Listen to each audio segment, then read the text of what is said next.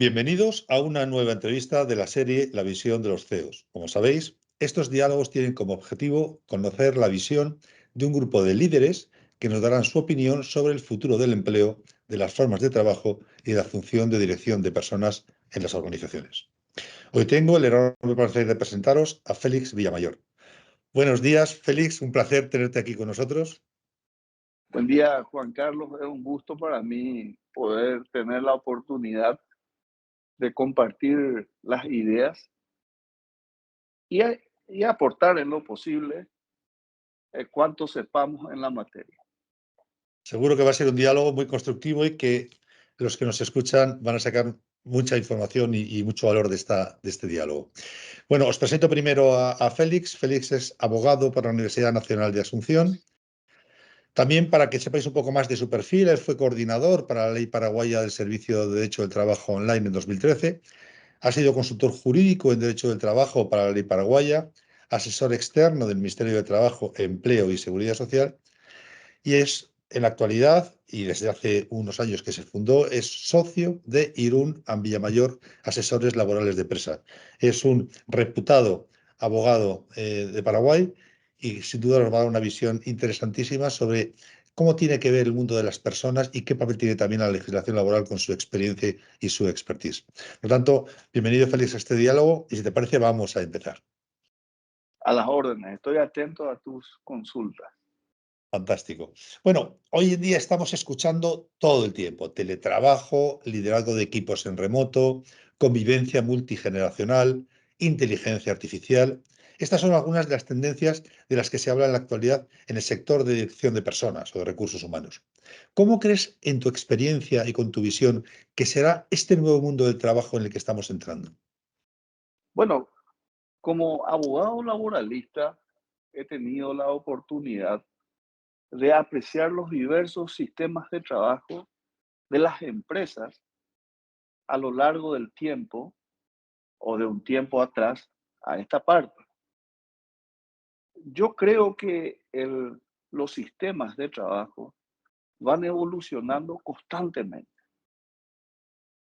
van evolucionando y con el acceso a las nuevas tecnologías van cambiando y cada vez este cambio es mucho más dinámico. Entiendo que con las nuevas tecnologías, el teletrabajo, el aspecto intergeneracional, la robótica, también con relación a los nuevos sistemas de comunicación virtual, el mundo del trabajo evoluciona y evolucionará. Y sobre todo se afectará, como ya se está afectando, lo que se denomina las tareas repetitivas, constantes, mecánicas, las que quedarán relegadas para este nuevo mundo laboral y el trabajador actual y del futuro será aquel trabajador multidisciplinario cuyas tareas de manera más flexible no serán las tradicionales de aquel trabajador que llegaba a su puesto de trabajo a una hora determinada y finalizaba su jornada laboral a una hora precisa, sino que ganará flexibilidad el sistema laboral y los trabajadores actuales y futuros desarrollarán la multidisciplina, adquiriendo notoria relevancia lo que se llama la capacidad social del trabajador, es decir, aquella aptitud del trabajador que lo predispone a resolver conflictos, a trabajar en equipo, a buscar soluciones, a ser creativo y flexible. Creo que hacia ese camino vamos. No desaparecerá, como es una preocupación, la labor del trabajador, sino que se modificará hacia sus capacidades sociales. Inicialmente, Félix, había un consenso casi absoluto en que el teletrabajo había llegado para quedarse.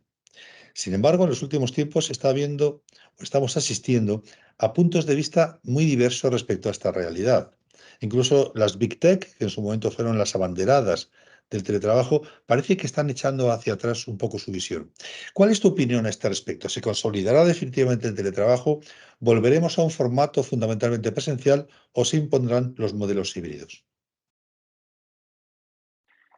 En mi opinión y acorde mi experiencia en Latinoamérica, el fenómeno que hizo que el teletrabajo adquiera relevancia fue la pandemia. ¿Por qué motivo? Pues bien, porque con la pandemia vinieron las restricciones al trabajo presencial.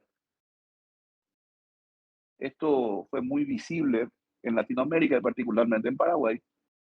Y aquello que ya existía, porque el teletrabajo realmente existía prepandémicamente, aquello que ya existía se volvió de pronto como de gran utilidad y de gran necesidad.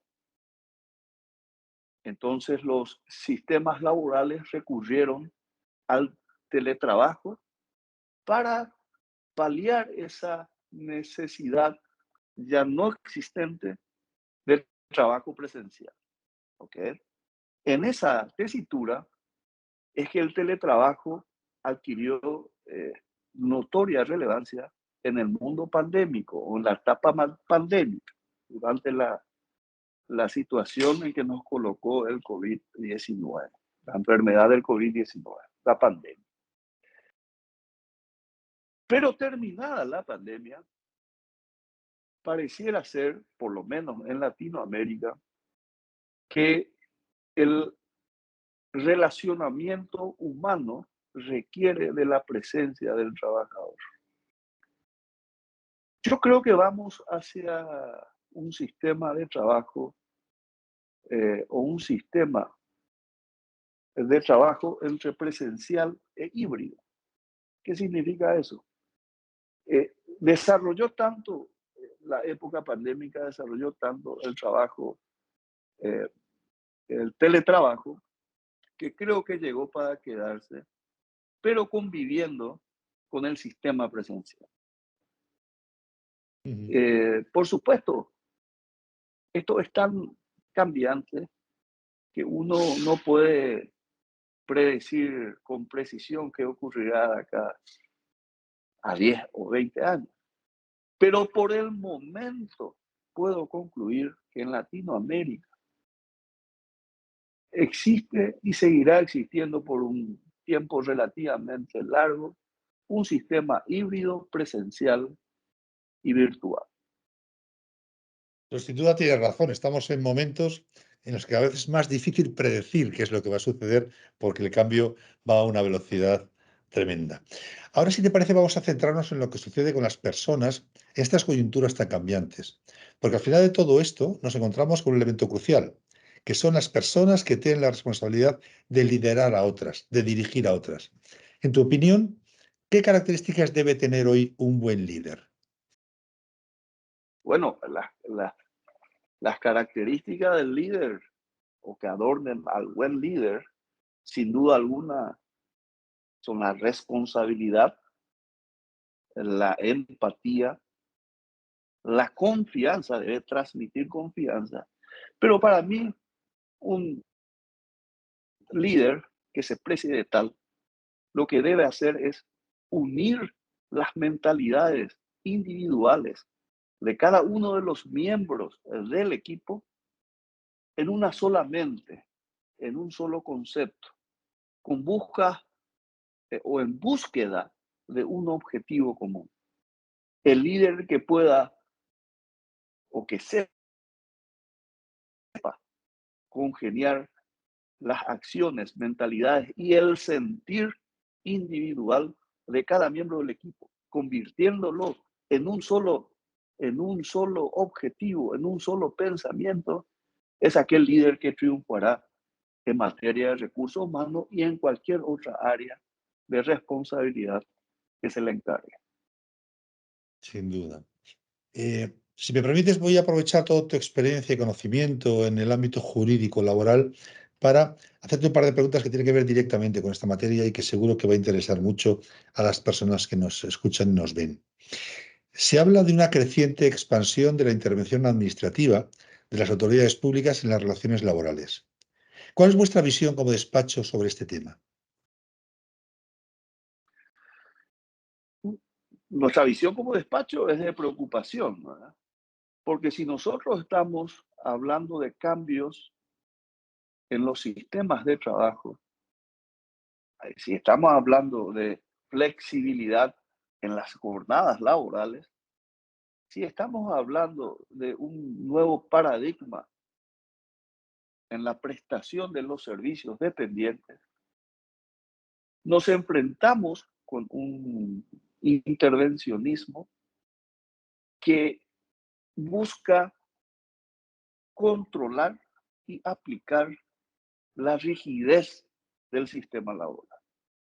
Imagínense que la mayoría de las legislaciones en Latinoamérica son de característica rígida, son aquellas legislaciones que disponen una hora precisa de entrada al puesto de trabajo, una hora límite al puesto de trabajo, determinan que el objeto del trabajo debe ser precisado concretamente y nosotros sabemos, por otro lado, que la realidad nos impone de alguna manera liberar la jornada laboral, no para hacerla más extenuante ni larga, sino para hacerla flexible, adaptarla a las nuevas realidades y a las nuevas generaciones. Adaptar el teletrabajo, por ejemplo, en una jornada, digamos, eh, total y absolutamente dentro de los límites de la capacidad del trabajador, pero sin encajonarla en una predeterminación precisa legal. El objetivo, si nosotros hablamos de que las nuevas tecnologías lo que harán es dejar sin efecto los trabajos mecánicos y el trabajo único como materia de desarrollo del trabajador y pasaremos a la multitud de, a la multidisciplinariedad. Entonces estamos hablando de que la aplicación rígida de los sistemas de control y de sanción por parte del Estado representa un retroceso o un límite para estos nuevos paradigmas.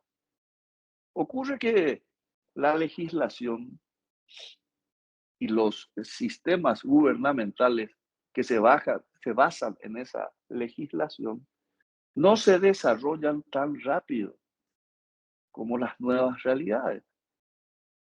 Pero eso es un desafío de los CEOs.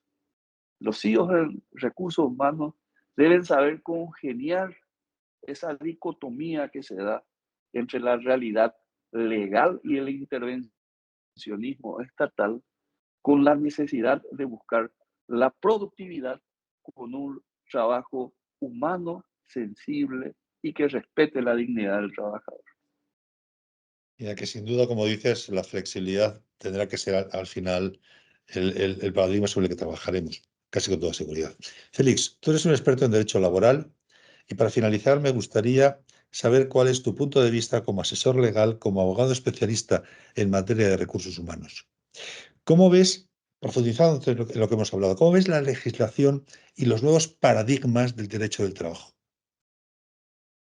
Bueno, en los diversos países se han dictado, de Latinoamérica, se han dictado leyes que regulan, por ejemplo, el teletrabajo, regulan la aplicación de nuevas tecnologías. Estará por verse si se dispondrán nuevas disposiciones legales con relación a lo que se denomina inteligencia artificial y las implicancias que eso tendrá en el mundo del trabajo. Eh, pero creo que sí aparecerá normativas que buscarán de alguna manera proteger al trabajador, porque ese es el objetivo del derecho laboral. Yo siempre digo que el objetivo del derecho laboral, proteger al trabajador, debe regularse en el marco de que también esa protección al trabajador respete lo que se denomina la productividad en la empresa. Esos son los dos ejes que yo creo toda legislación del trabajo debe tener en cuenta. Muchas veces la legislación, sobre todo en nuestra región, da una protección que considera fundamental, pero es excesiva.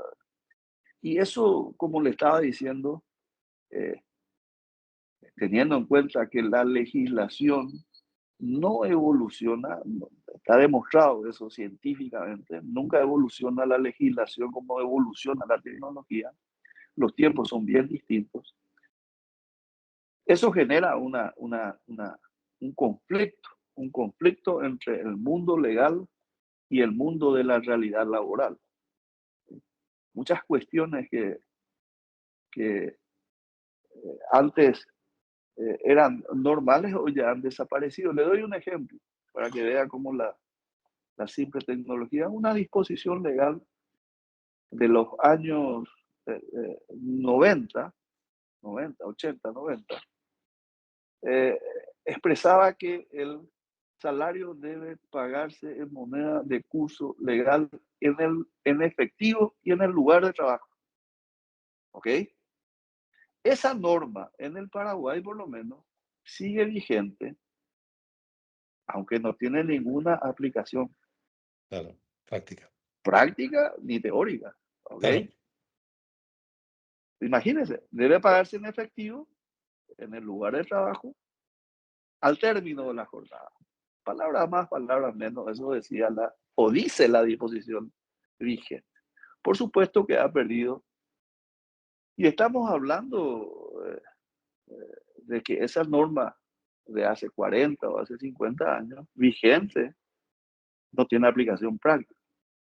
No existe ninguna disposición legal en el Paraguay y en otros países de Latinoamérica que diga, por ejemplo, que puede acreditarse en cuenta corriente. Ni siquiera en cheque. Ojo, que el uso del... Yo creo que eso ocurre con las nuevas tecnologías, ocurrirá con la inteligencia artificial, en general con el nuevo paradigma laboral. La legislación nunca va a alcanzar el nivel de evolución del trabajo. Ni la legislación, ni los gobiernos o los ministerios del trabajo que se encargan de aplicar esa legislación. Entonces me dirán, ¿por qué? ¿Por qué no los gobiernos y los ministerios del trabajo? Y sencillamente porque ellos se rigen por las disposiciones legales que las regulan. ¿Ok? Entonces, ¿cuál es la solución? O sea, ustedes me dirán, Feli, tenemos que pagar en efectivo. No. La solución es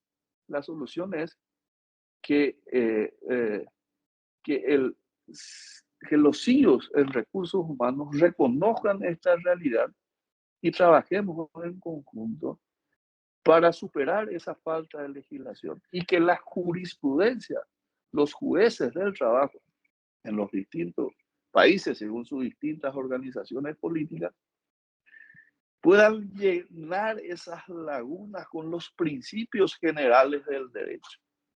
Los principios generales del derecho son normas universales que pueden bien aplicar para la defensa del trabajador y para la defensa de las empresas en este mundo del trabajo ante una laguna, una oscuridad que pueda aparecer en la legislación.